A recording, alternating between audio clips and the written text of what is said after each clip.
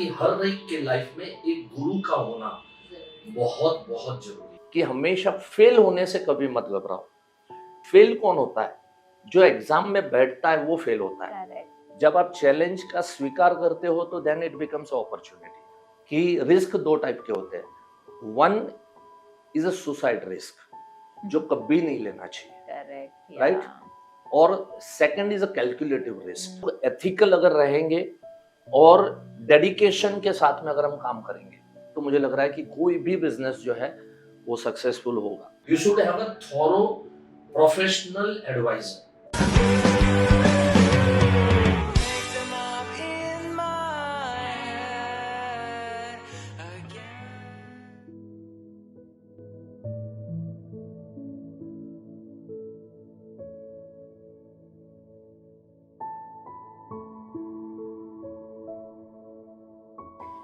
Welcome to another inspiring episode of एक सोच, one idea that changed your life। आज हमारे साथ एक ऐसे व्यक्ति है जिन्होंने ना सिर्फ अपनी जिंदगी को आगे बढ़ाया बल्कि उनके साथ जितने भी लोग जुड़े हैं उनके सपनों को भी मंजिल तक पहुंचाया। We are honored to have Mr. Mukesh Joshi, who is a chairman of Indian Institute of Excellence, YouTuber, trainer, motivator and author with over 32 plus years of experience in the field of finance and leadership। जिंदगी में अगर आगे बढ़ना हो तो दूसरों को भी साथ लेकर चलना चाहिए। This code definitely defines mister Mukesh Joshi. So let us all welcome Mr. Mukesh Joshi for our एक सोच, one idea that changed your life। Thank you so much Nirali ji for inviting me over here. और डेफिनेटली अभी आपने जो बताया उसके ऊपर बहुत अच्छी से डिटेल में हम लोग बातें करेंगे। And thank you so much for accepting our invitation। My and pleasure. It's been long that I was inviting. I wanted to have you on board because I really wanted to talk more about finance। Right.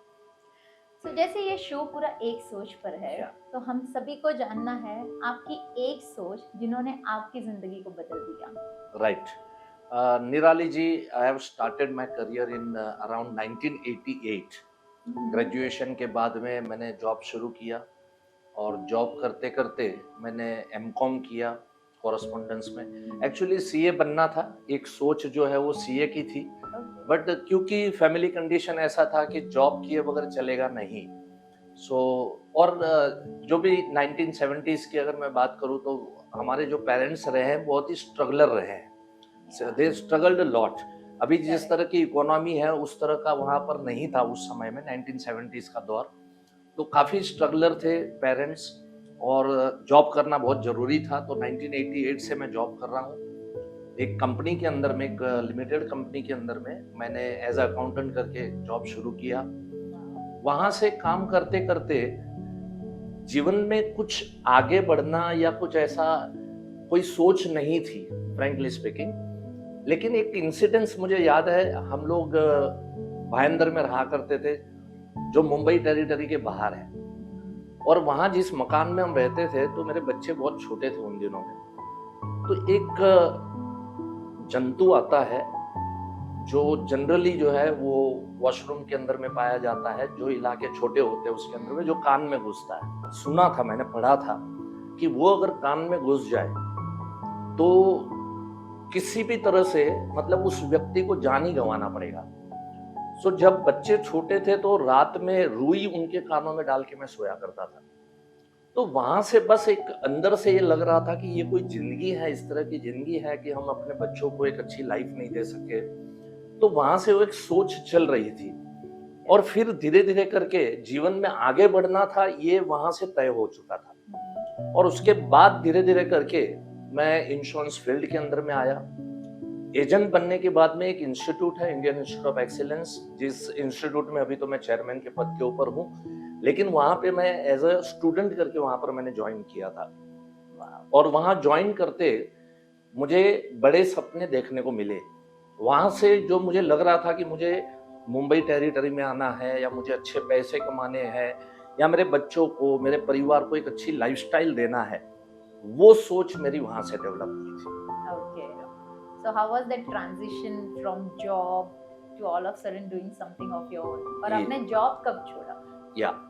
So 1988 से लेके 1998 तक job में धीरे धीरे promote भी होता गया। मैं एज अ अकाउंट असिस्टेंट करके लगा था और अकाउंट मैनेजर हुआ, जीएम अकाउंट इन फाइनेंस भी हुआ मैं। और 1998 में आई केम अक्रॉस LIC एजेंसी के बारे में, और वो एजेंसी लेने के बाद में 3 साल तो मैं फेल्यूर रहा। तो मैं कई बार मेरे लेक्चर में कहता हूँ कि I was successful accountant but I was failure insurance agent. लेकिन ट्रेनिंग इंस्टीट्यूट में आने के बाद सन 2000 में ट्रेनिंग इंस्टीट्यूट में आया, और वहाँ फिर वापस एक सोच नई डेवलप हुई कि अगर कुछ करना है लाइफ में तो जॉब तो छोड़नी पड़ेगी और बिजनेस के अंदर में आना पड़ेगा। और तब मैंने जॉब छोड़ने का फैसला लिया और जॉब मैंने छोड़ दिया। जॉब छोड़ने का एक ही पर्पस था कि अगर हम जॉब में है तो इफ आई एम अर्निंग 25,000, अगर मैं उस समय 25,000 कमा रहा था सन 2000 में, सो आई वाज थिंकिंग मैं 25,000 कमा रहा हूं तो मैं 25,000 से 2.5 लाख पे नहीं जा सकता। But if I am into business तो ये 25,000 से मैं 2.5 लाख रुपए भी कमा सकता हूँ। ये मेरे पे है, मेरी एबिलिटी के ऊपर है। तो बस वहां से वो सोच डेवलप हुई। मैंने इमीडिएटली जॉब छोड़ा और फुल टाइम काम करना मैंने शुरू किया, and I become successful insurance agent. मैंने LIC में बहुत बड़ा काम किया। मैंने सबसे पहले मेरे DO के टीम में, ब्रांच में, डिवीजन में, हर जगह पे मैंने बहुत अच्छा काम करके दिखाया बाहर। और उसके बाद मैं ट्रेनिंग लाइन के अंदर में आया। ओके, सो ये जो आपकी जो पूरी जर्नी रही है, आई एम श्योर कि बहुत सारे चैलेंजेस भी रहे रहेंगे। एब्सोल्युटली। ऐसी कोई चैलेंजेस जो आपको फेस करनी पड़ी और जिससे आपको लगा हो अगर वो चैलेंज नहीं एक्सेप्ट किया रहता मैंने तो मैं लाइफ में आगे नहीं बढ़ पाता? राइट। निराली जी, चैलेंज एक ऐसा है कि आप मानो तो चैलेंज है, राइट, और अगर आप इसको अलग एंगल से देखो तो वो एक अपॉर्चुनिटी हो जाती है। जब आप चैलेंज का स्वीकार करते हो तो then it becomes opportunity, right. लेकिन जब आप चैलेंज करके इसको रखोगे तो शायद हो सकता है कि उसमें फेल्यूर भी मिले। लेकिन मैं हमेशा, कोई भी मेरे लाइफ में जो चैलेंजेस आए हैं तो उन चैलेंजेस को मैंने अपॉर्चुनिटी में तब्दील किया है। अभी रिसेंटली एक लाइव एग्जांपल आपको देना चाहूंगा कि बहुत सारे सोशल ग्रुप में हम लोग अटैच होते हैं। आज ऑल ओवर इंडिया के लगभग लाखों एजेंटों को मैं जानता हूं, तो उन लोगों के मैसेजेस वगैरह आते रहते हैं। तो किसी एक ट्रेनर ने कोई 30 डेज का प्रोग्राम बनाया था, और एक दिन के मतलब financial we can say it is literacy, financial literacy के ऊपर प्रोग्राम था। तो 30 डेज के 30 पोस्ट किसी ने बनाए, वो पोस्ट किसी ने मुझे भेजे। अब मुझे नहीं मालूम था कि ये कोई ट्रेनर ने बनाया हुआ है, तो किसी ने भेजा तो मुझे लगा कि ये इसको कोई साइट के ऊपर से मिला होगा, तो मैंने वो मेरे ग्रुप के अंदर में शेयर करना शुरू कर दिया। तो इमीडिएटली वो ट्रेनर उसने दूसरे ग्रुपों में ये डालना शुरू किया कि आज मुकेश जोशी को भी मेरी सोच का सहारा लेना पड़ रहा है, and I was not aware this thing. तो इमीडिएटली कुछ लोगों ने मुझे फीडबैक भी दिया कि सर ये किसी की कॉपी आप मारो, ये अच्छा नहीं लगता। तो इमीडिएटली मैंने एक मैसेज तैयार किया। अब ये था तो चैलेंज था कि इसमें कहीं मेरा नाम खराब भी हो सकता है, ऑब्वियसली, क्योंकि आज जिस हिसाब से आज पिछले 24-25 सालों में काम किया है ट्रेनिंग लाइन के अंदर, why I should take someone thought ना, जबकि मेरे इतने सारे थॉट्स हैं। तो मैंने एक मैसेज तैयार किया, और उस मैसेज के अंदर में मैंने लिखा कि ये मुझे पता नहीं था कि ये किसी का है। मुझे लगा कोई सोशल मीडिया से किसी मेरे दोस्त ने भेजा, मुझे अच्छा लगा तो मुझे मेरे ग्रुप में साझा करना वाजिब माना। लेकिन अगर ये किसी का है तो मैं इसको अभी कंटिन्यू नहीं करूंगा। बट मैंने आप लोगों को चैलेंज दिया है कि रोज की एक पोस्ट दूंगा और 30 डेज तक दूंगा, जो आप आपके कस्टमरों को भेजोगे। तो कितना भी मेरा टाइट शेड्यूल होने दो, लेकिन उसके बावजूद रोज की एक नई पोस्ट मैंने डिजाइन बनाई, थॉट बनाई, और वो 30 पोस्ट मैंने मेरे सोच वाली मैंने लोगों को पास ऑन की। तो ये लोगों का भी फायदा हो गया, और ये चैलेंजेस मेरे लिए अपॉर्चुनिटी हो गया कि मेरे असली जो थॉट है वो लोगों तक पहुंचे। So any challenges is you can look at as a opportunity. So coming back to your same point, जैसे आपने पोस्ट डेवलप करने के लिए शुरुआत की, out of curiosity I really want to know कि कैसे YouTube की जर्नी कैसे शुरू हुई? कभी कभी कुछ कुछ चीजें हम लोग सोचते नहीं है, वो हो जाती है। तो वैसे हम लोग जो लीडर्स, हमारा टीम है, आईओई जो संस्था है हमारा, हम लोग यूं ही बैठे थे। धीरे धीरे यूट्यूब सब कुछ थोड़ा थोड़ा शुरू हुआ था, कुछ कुछ वीडियोस देख रहे थे। तो उसमें से बैठे बैठे हम लोगों ने सोचा कि चलो चैनल कैसे ओपन करते हैं, वो ट्राई करते हैं। तो हम 4 जनों ने चैनल ओपन किया। चैनल ओपन करने के बाद में थोड़े थोड़े वीडियोस डालने शुरू किए। लेकिन मेरे दिमाग में एक सोच आया कि जब हम इसको चैनल बोलते हैं कि this is YouTube channel, right, तो चैनल क्या करता है कि रेगुलर एपिसोड वो डालता है। तो मैंने एक चीज पकड़ ली आज से 8 साल पहले कि मैं हर सोमवार को यूट्यूब चैनल के ऊपर एक वीडियो मेरी अपलोड करूंगा। और वो आज 8 साल हो गए निराली जी, और कोई सोमवार ऐसा मेरा मिस नहीं होता है कि उसके अंदर में कोई नई वीडियो मैंने ना डाली। चाहे मेरा कितना भी शेड्यूल टाइट हो, चाहे मैं कहीं घूमने गया हूँ, मैं इंटरनेशनल टूर पे हूँ, चाहे मेरे ट्रेनिंग सेशन हो, कोई भी हालात हो, लेकिन एक नियम बनाया मैंने कि every Monday I will put one video. और इससे इतने लोगों को बेनिफिट हो रहा है। पर्टिकुलरली देखो, आपका भी मकसद वही है, हम सब लोग है ना, we are contributor to the समाज, टू द सोसाइटी। तो बस मैंने भी उसी सोच से शुरू किया था कि I want to contribute to my, जो हमारा ग्रुप है उसको इंश्योरेंस सेलिंग में जो लोग काम करते हैं। तो आज मुझे बहुत खुशी होती है ये कहने के लिए कि आज यूएसए के मेरे कई जो इंश्योरेंस एडवाइजर है या फाइनेंशियल एडवाइजर है, देन दुबई के हैं, बहुत सारे लोग नेपाल से, बांग्लादेश से, इवन पाकिस्तान से, बहुत सारे मेरे दर्शक हैं। इंडिया से तो हर कोने के अंदर में है, लेकिन धीरे धीरे करके ये कब बड़ा हो गया पता ही नहीं चला। So this journey of YouTube has actually helped you in leveraging people across across the globe, I can say. और इससे आपकी मतलब बिजनेस इससे ज्यादा बढ़ी या फिर आपकी ऑलरेडी अच्छी चल रही थी, लेकिन सोशल मीडिया की वजह से और भी ज्यादा आपको अपॉर्चुनिटीज मिलने लगी? मैं ये कहूँगा कि जब से मैं ट्रेनिंग में आया, मैं कभी पीछे मुड़ के नहीं देखा मैंने। यूट्यूब एक मुझे सपोर्ट मिला। मैं नहीं कह सकता हूँ कि यूट्यूब की वजह से मुकेश जोशी बना, but yes, YouTube has given me immense support कि आज जो इंटीरियर पार्ट के अंदर में हम लोग नहीं जा पाए रहे थे, तो वहां तक मेरे मैसेज लोगों को पहुंचना शुरू हुआ। अभी रिसेंटली निराली जी, आप सरप्राइज होंगे, मैं करीमगंज वालों ने मुझे बुलाया था। करीमगंज इज सिलचर जो है वो बांग्लादेश बॉर्डर के ऊपर में आता है। तो सिलचर से भी 2.5 घंटे के डिस्टेंस के ऊपर है करीमगंज, और वहां से बांग्लादेश बॉर्डर जस्ट एक 5 किलोमीटर पे बांग्लादेश बॉर्डर। तो वहां के लोगों ने मुझे बुलाया, वहां पर करीब 500 एजेंट वहां पर बैठे थे और उन लोगों को मैंने ट्रेन किया।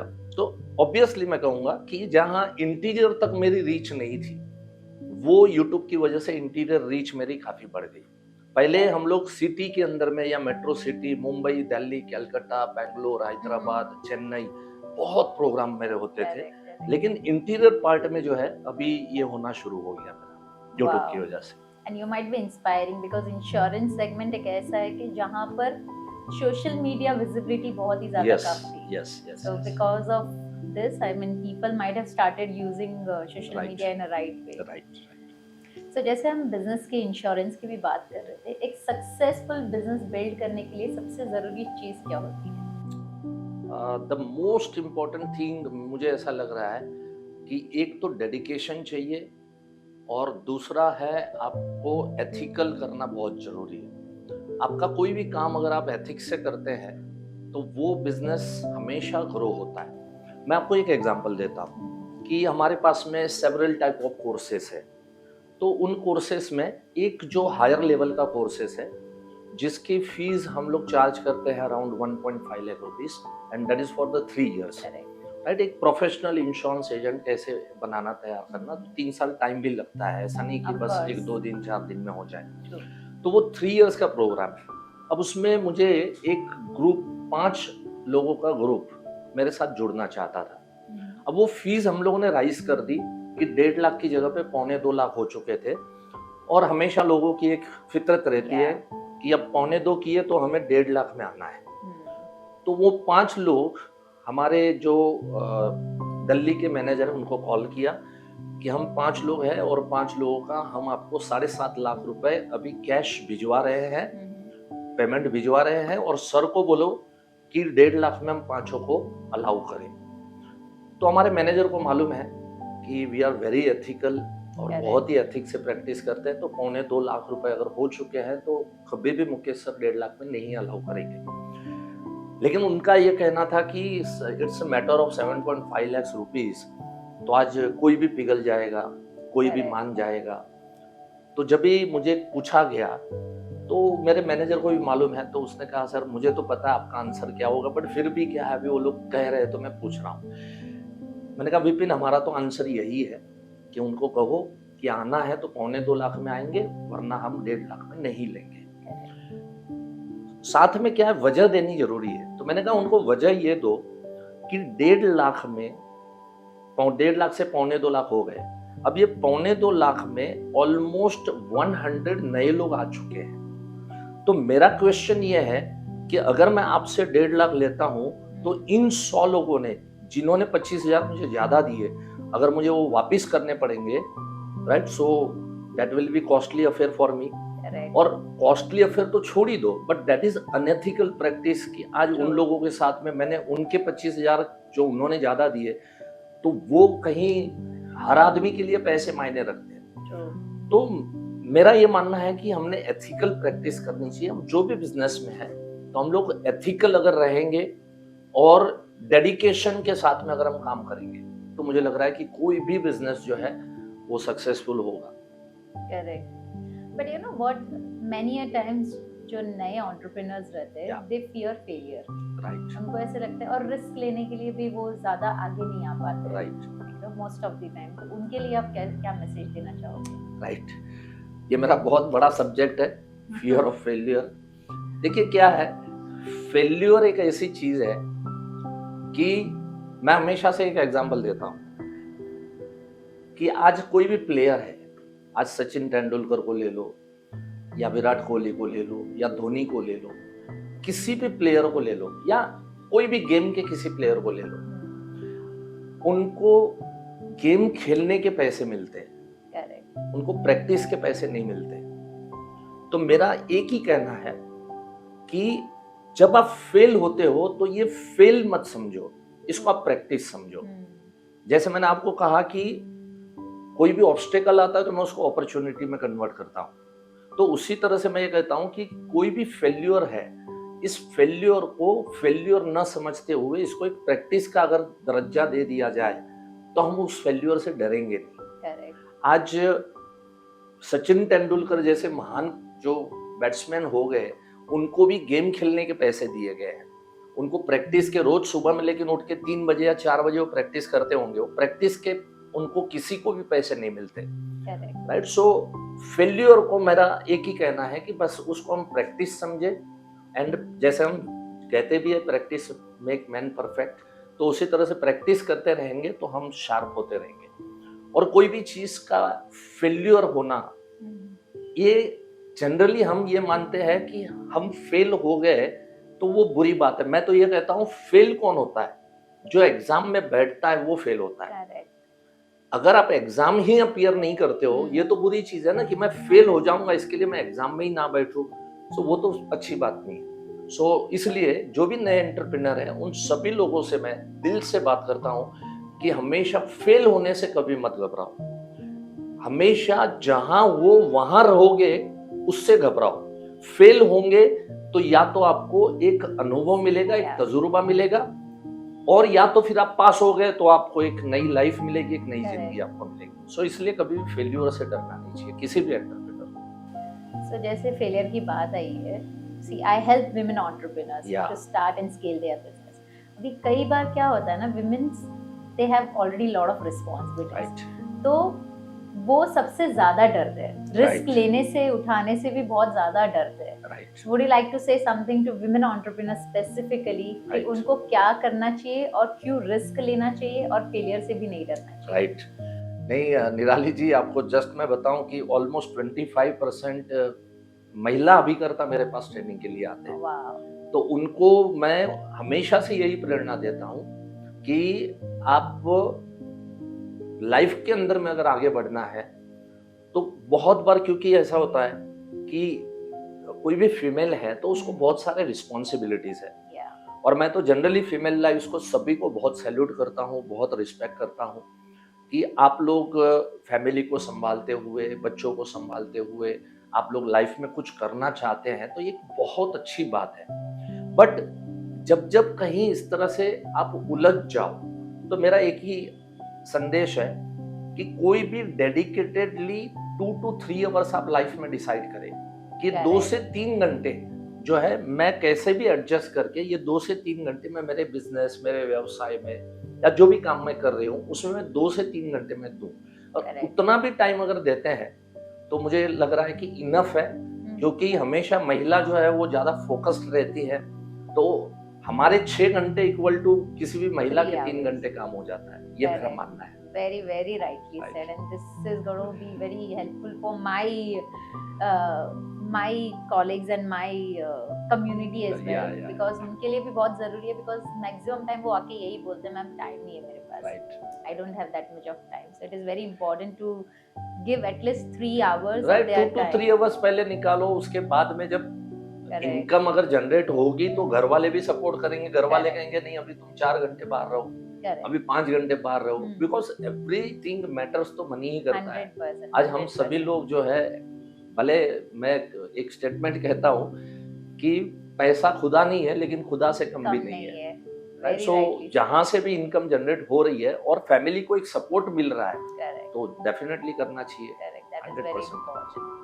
Coming back to risk, how do you feel? कोई भी एंटरप्रेन्योर को रिस्क तो लेना ही पड़ता है, because entrepreneurship starts with risk, right? So risk और रिवॉर्ड दोनों को बैलेंस कैसे करके चलना चाहिए? राइट। हर्षद मेहता का एक डायलॉग, रिस्क है तो इश्क है, है ना?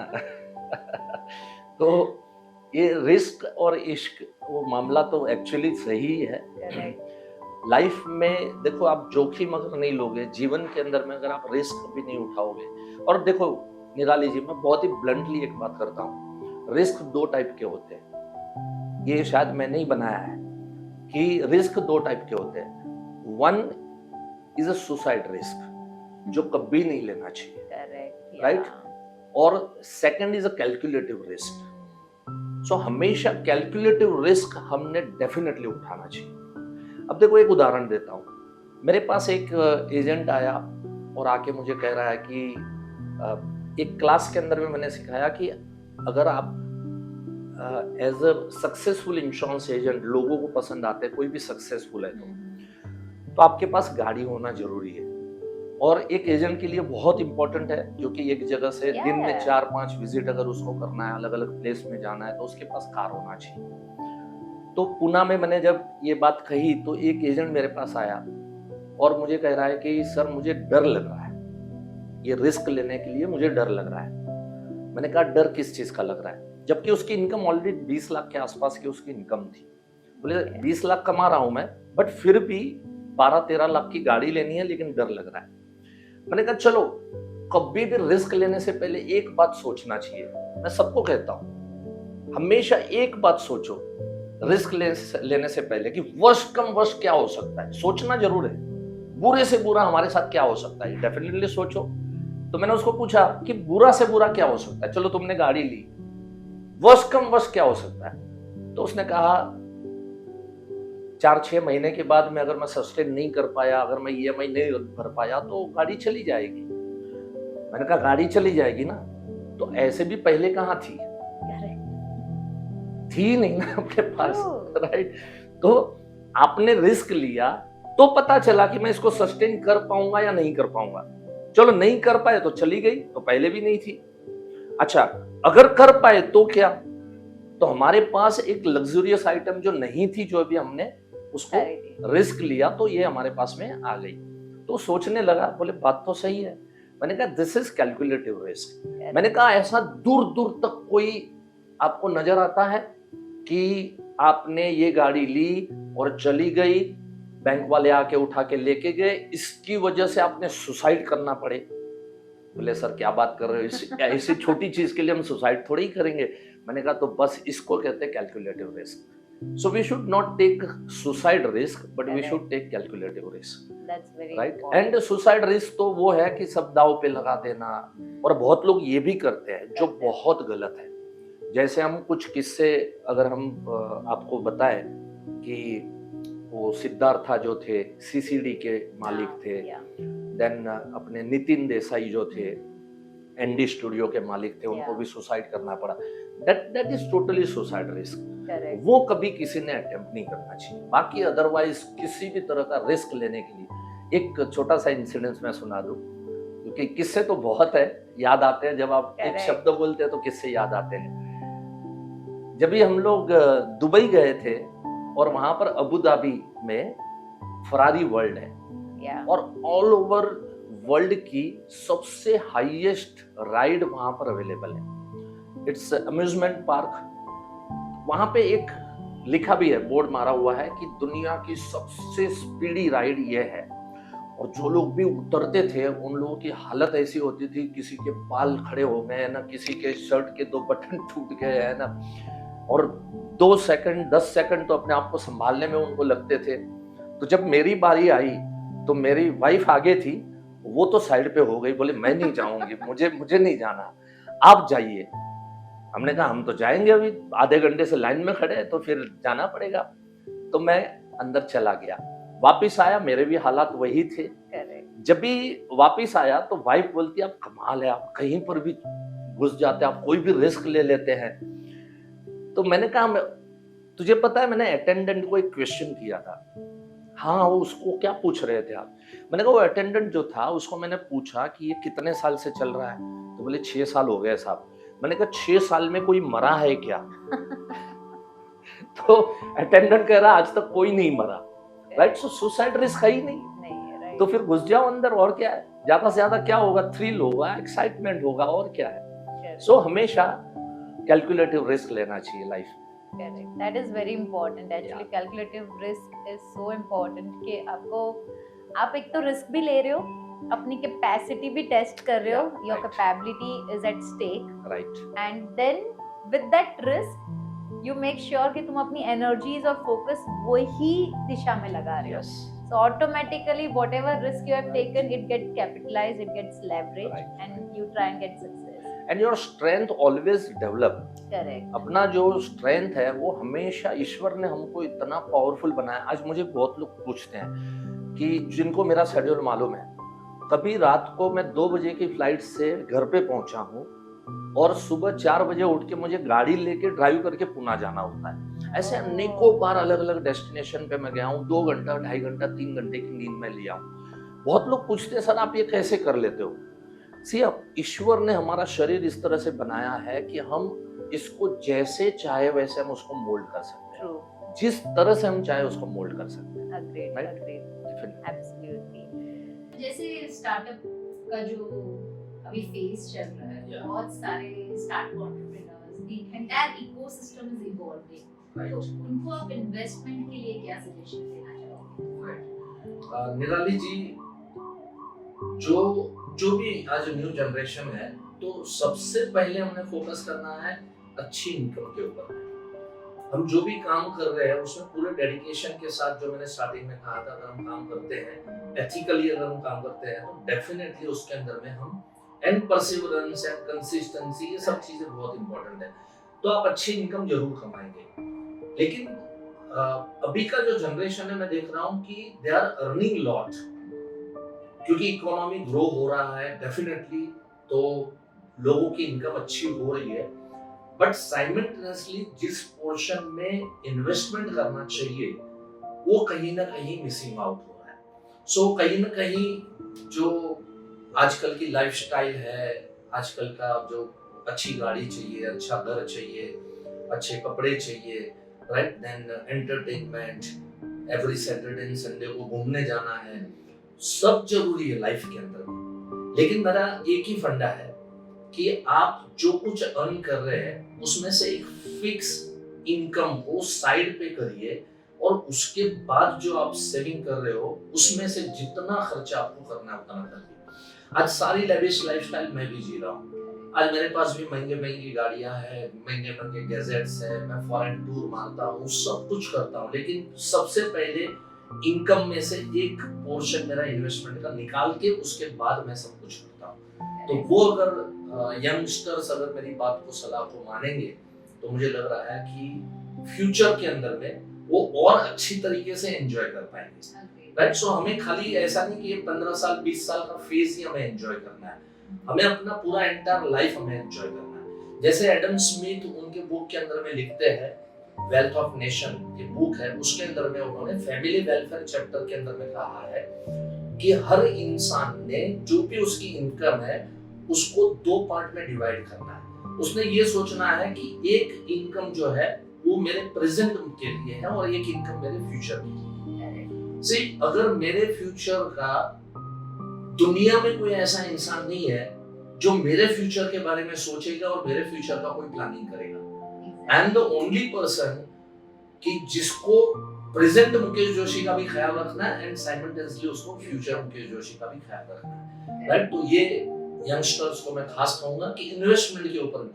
और एक बात है कि इन्वेस्टमेंट में कभी ये मत समझो कि जैसे हम बीमार होते हैं तो हम क्या करते हैं, चुपचाप डॉक्टर के पास चले जाते हैं, वी आर सरेंडर। तो उसी तरह से आपके इनकम में से कितना पैसा कहाँ इन्वेस्ट करना चाहिए, you should have a thorough professional advisor जो आपको अच्छे से एडवाइस करे। आज इसके पीछे भी वो उसने स्टडी किया हुआ होना चाहिए, वो पढ़ा लिखा होना चाहिए, वो समझदार होना चाहिए। तो जैसे हम अपने बॉडी को, कोई भी बीमारी हुई हम सरेंडर कर देते हैं डॉक्टर को, वैसे आप अगर किसी भी फाइनेंशियल कंसल्टेंट को सरेंडर कर दो कि मैं इतनी इनकम है, अब मुझे बताओ कितना मुझे बचाना है, क्या करना है, इन फ्यूचर के अंदर में मेरे ये गोल्स है और वो मैं कैसे उसको फुलफिल कर सकता हूं। So according to you, advisors, so for me they are mentors. Yeah, absolutely. Right? पर ये जो यूथ है, जो स्टार्टअप फेज है, पूरा जो इकोसिस्टम है, there are a lot of Gen Zs. Okay, there are very young children who have started their startup. तो उनका वो एक रहता है ना कि मैं बिजनेस कर रहा हूँ, मेरा इन्वेस्टमेंट्स मैं ही देखूंगा। Same goes with business as well. Right. मैं बिजनेस कर रहा हूँ, मुझे कोई मेंटर की जरूरत नहीं है। Right. So आप उनको कुछ कहना चाहोगे? Absolutely. Any coach, कोई भी प्लेयर है, उसके कोच के बगैर अधूरा है। जैसे प्लेयर को कोच चाहिए, वैसे आपकी लाइफ को जीने के लिए भी परफेक्ट कोच की आपको जरूरत है। कुछ चीजें हम नहीं समझ पाते, और इवन मैं मेरे लाइफ में भी बोलूंगा कि मेरे लाइफ को मैं मेरे एंगल से देखूंगा, लेकिन अगर मेरा कोच अगर मुझे कोई गाइड कर रहा है तो वो आउटसाइड से देख रहा है, तो उसका एंगल पूरा डिफरेंट हो सकता है। राइट, सो लाइफ में कभी भी ये मत सोचो कि मैं जो सोच रहा हूँ वो सही है। हमको करेक्शन करने वाले लोग चाहिए। जितना हम अपने आप को करेक्ट करते जाएंगे, जितने हम किसी का मानते जाएंगे, सुनते जाएंगे, लाइफ में किसी को कोच करके हमने रखना जरूरी है। मैं एक एग्जांपल देता हूँ निराज जी, लाइव एग्जांपल है। मेरे पास एक सक्सेसफुल लेडी है, किंजल उसका नाम है, and she is earning 40 lakh rupees annually. बहुत अच्छा कराती है। वापी में एक सेशन था, अनफॉर्चुनेटली क्या है, थोड़ा होटल वगैरह बहुत, रूम्स बहुत छोटे होते हैं वहां पर। तो उसने मुझे कहा कि सर अगर आपको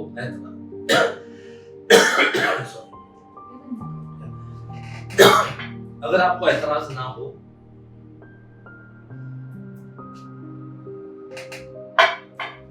तो आप मेरे घर पे रुकिए।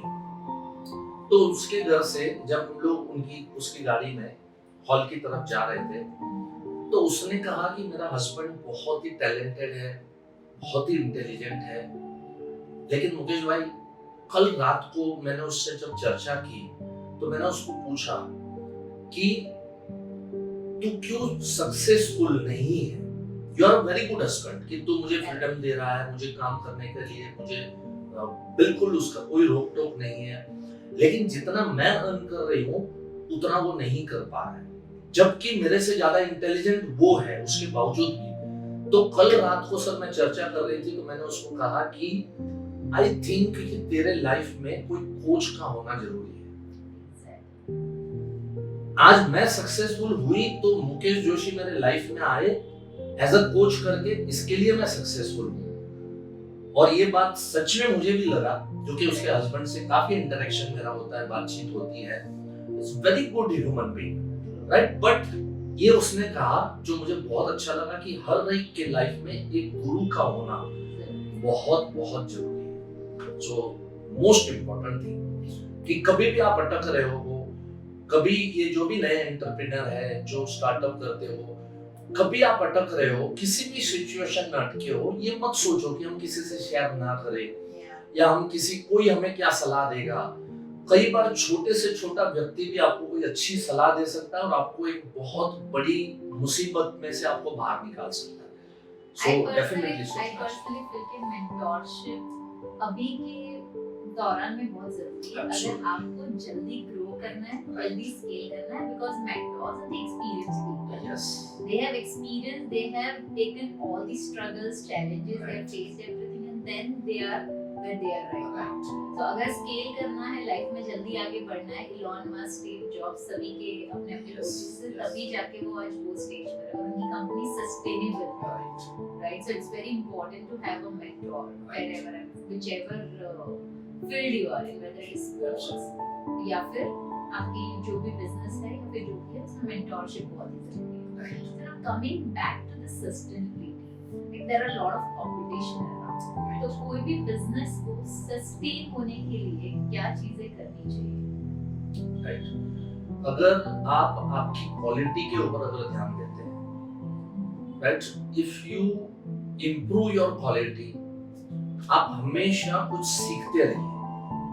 अगर हम सीखते रहेंगे और अपनी क्वालिटी को और अच्छी बनाएंगे, मैं हमेशा से एक ही चीज कहता हूँ निराली जी की मेरी कंपटीशन किसी से नहीं है, मेरी कंपटीशन मेरे खुद से है।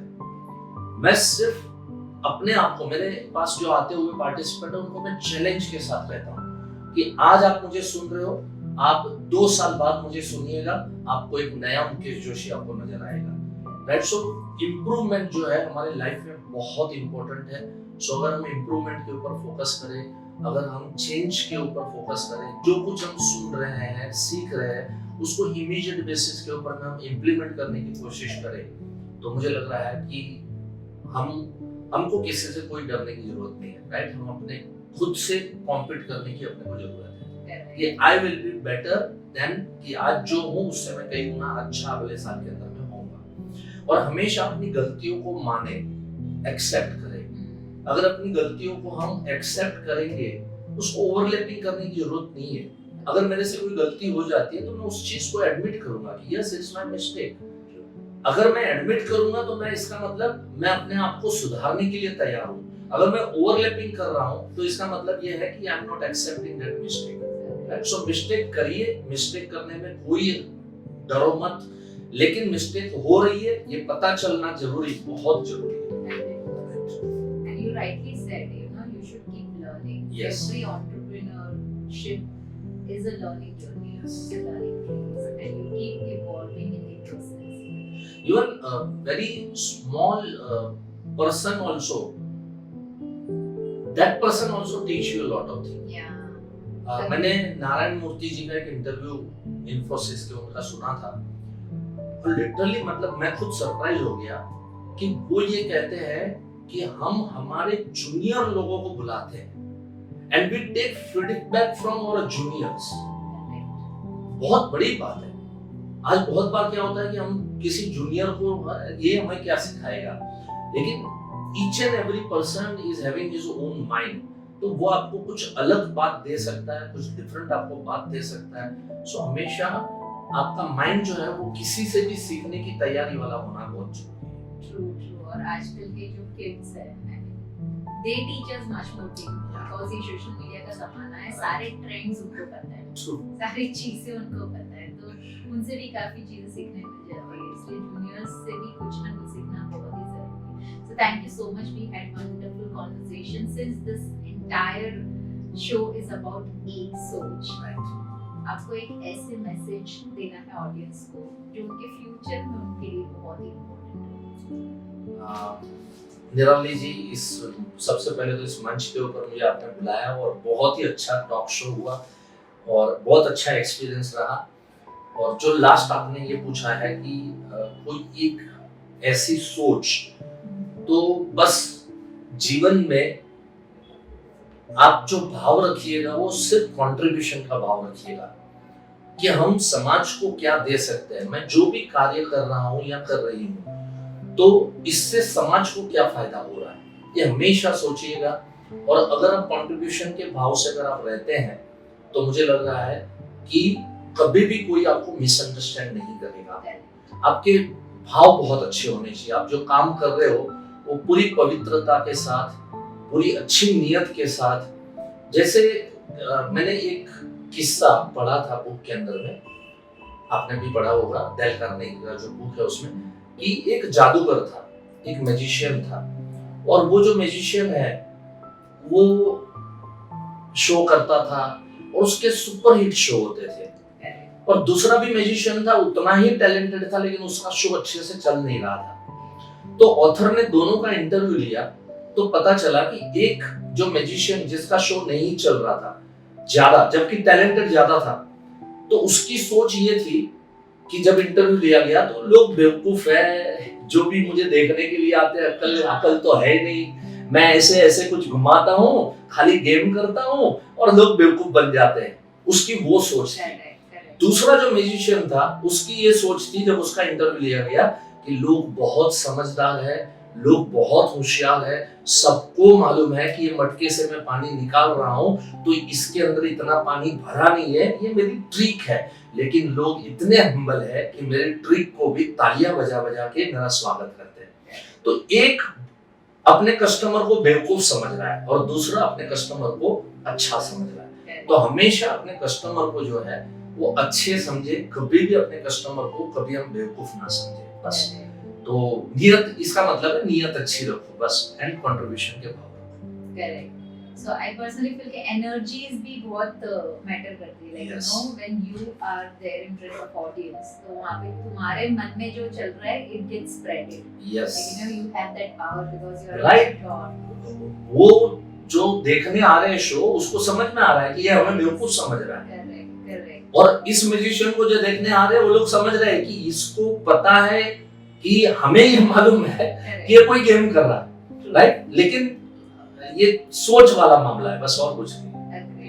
So thank you so much for being so much candid. Now we are heading towards the most important and entertaining part of our show, that is rapid fire round. So ये पता नहीं था। This is surprise. So this is surprise element. So Okay. ये यहाँ पर आपको मतलब हम क्वेश्चन पूछेंगे, आपको सिर्फ 1 वर्ड में आंसर देना है। Okay, so are you ready for it? Yes, absolutely. Alright. Head towards the first question. Book या podcast? Of course, podcast. Lovely. Risky investment या safe savings? Safe saving, I believe in that. Correct. Morning routine या night owl? Morning routine, I love. Super. Networking या solo work? Networking. Networking. यहाँ वहाँ से आपको ज़्यादा से ज़्यादा लोगों को मिलने का है। One business मंत्र जो आप हमेशा follow करते हो? Hard work. Correct. That's very important.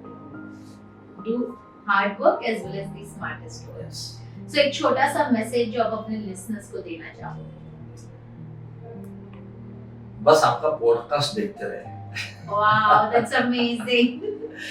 क्योंकि बहुत कुछ सीखने मिलता है। और जब ये क्वेश्चन पूछा कि बुक या पॉडकास्ट, तो मैंने पॉडकास्ट इसलिए कहा कि ये इजी है।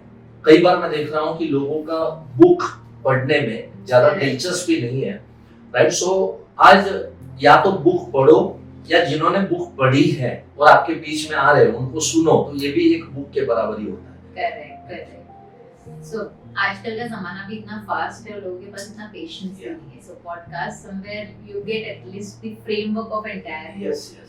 So thank you so much once again for being there, and we had amazing conversation, and I'm telling all the listeners of Ek Soch, you might have received lot of inspiration and lot of experiential talk from Mukesh Joshi. Thank you so much once again for being there, and it was a great episode. Thank you so much, Nirali ji. Thanks for inviting me. once Thank you so much for being there. And to all the listeners, do not forget to listen to this entire podcast because every podcast come up with some amazing stories. So thank you.